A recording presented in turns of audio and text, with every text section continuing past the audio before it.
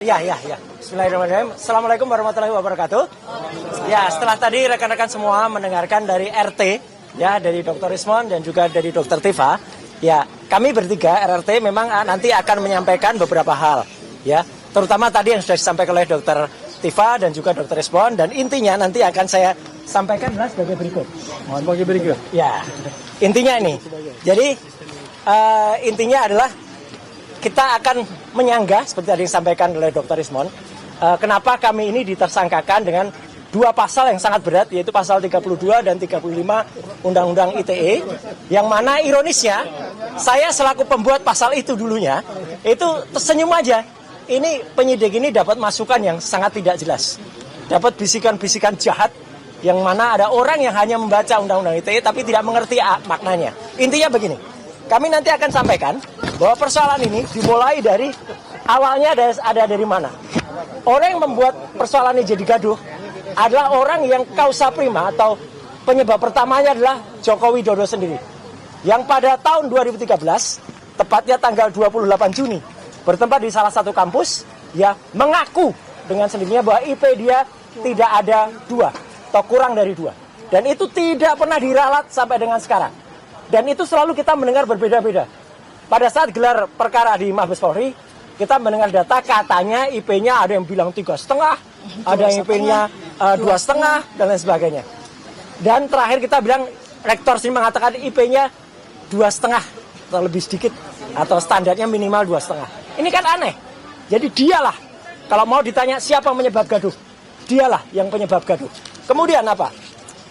Persoalan ini dimulai dari ketika kemudian disebabkan oleh karena dilakukannya pasal 32 dan 35. Secara detail pasal 32 dan 35 di Undang-Undang ITE ada di sini.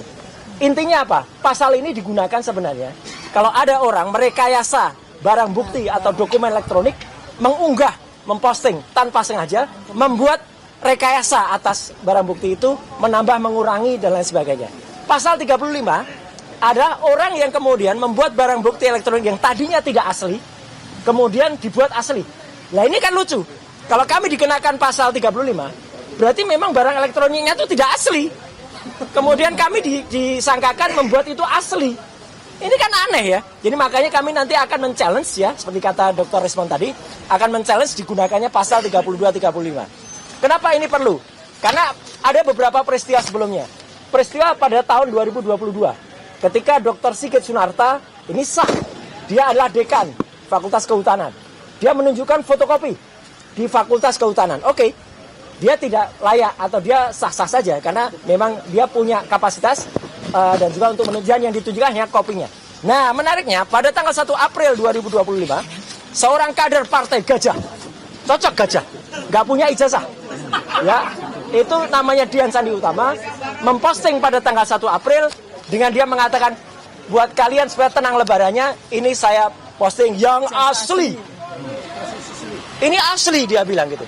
Padahal sebenarnya ini tidak asli. Kenapa? Bahkan dia layak digunakan di pasal 32. Satu, dia belum minta izin kepada orang yang katanya punya ijazah ini. Dia baru minta izin setelah dia posting. Yang kedua, dia membuat ijazah ini berbeda. Teman lihat, apa bedanya? Nggak ada ijazah Universitas Gadjah Mada yang kita banggakan bentuknya trapesium atau mencos-mencos kayak gini. Ijazah itu bentuknya bagus, tidak kemudian miring kanan kiri kayak gini. Berarti Dian Sandilah yang sebenarnya kalau Polda Metro Jaya ini jujur dan objektif, dia harus kena sesuai dengan laporan Profesor Yusuf Henuk. Dian Sandi itu sudah dilaporkan oleh Prof Yusuf Henuk, tapi tidak digunakan apa-apa. Kan aneh, ya gitu. Nah yang kedua, pada acara Rakyat Bersuara di salah satu TV tanggal 19 dan atau 25 November yang lalu, ada orang lain namanya Andi Aswan. Mungkin ada di sini orangnya, ya. Sebenarnya ada. Ya. Yang kemudian ada orang lagi namanya Joshua MC Nambela. Ada juga paling di sini. Yang dia kemudian di salah satu TV itu dia menampilkan ini scan ijazah asli. Padahal itu bohong. Dia hanya melakukan rekonstruksi citra, kalau kata Dr. Rismon, atau melakukan modifikasi terhadap filenya Dian Sandi tadi. Jadi jelas ini filenya sama, hanya direkayasa.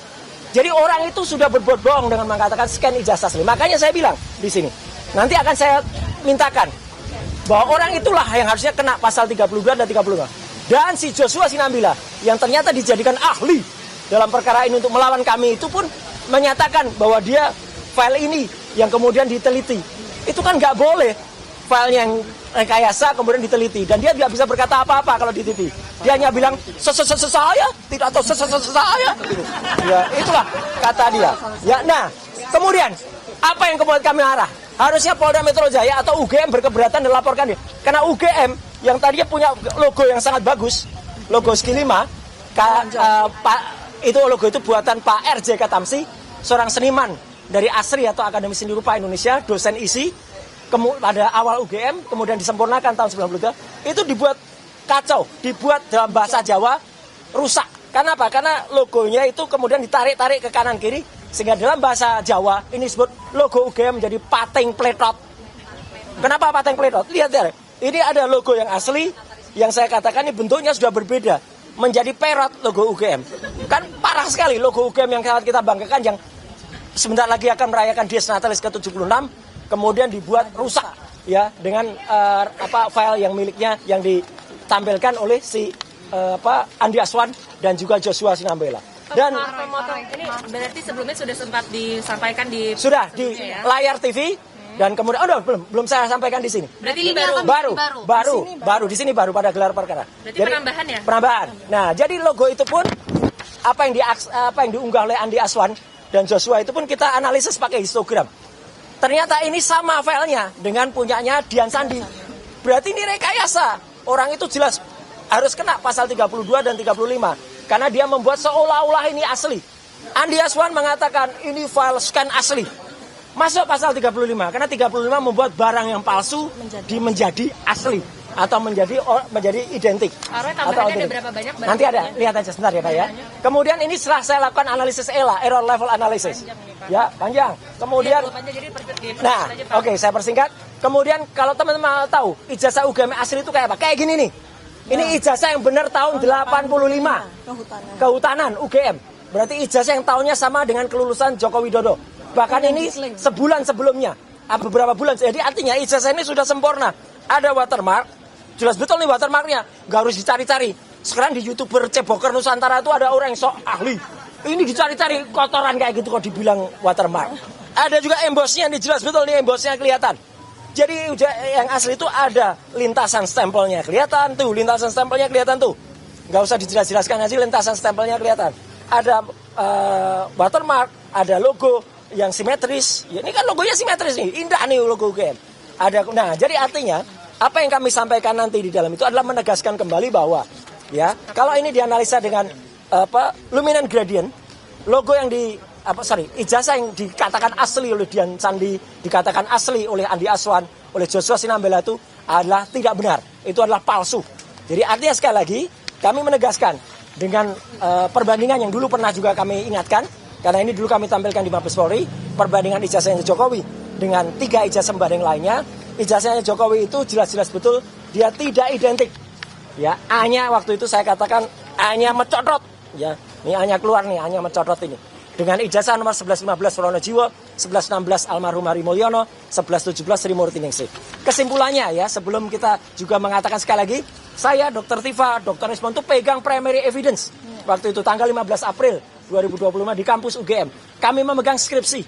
Dan demi Tuhan, demi Allah, dalam skripsi itu tidak ada lembar pengujiannya. Jadi kalau tiba-tiba ada lawyer mengatakan ada lembar pengujiannya di luar, jatuh. Mana ada skripsi lembar pengujiannya di luar?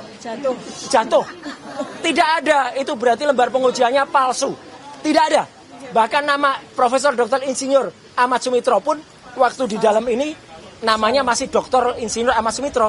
Benar itu karena itu November 85. Profesor Ahmad Sumitro itu baru dikukuhkan jadi guru besar itu adalah Maret 86. Nggak mungkin 85 sudah disebut profesor. Nah, jadi kami menempelkan nanti ada beberapa kesimpulan. Antara lain apa?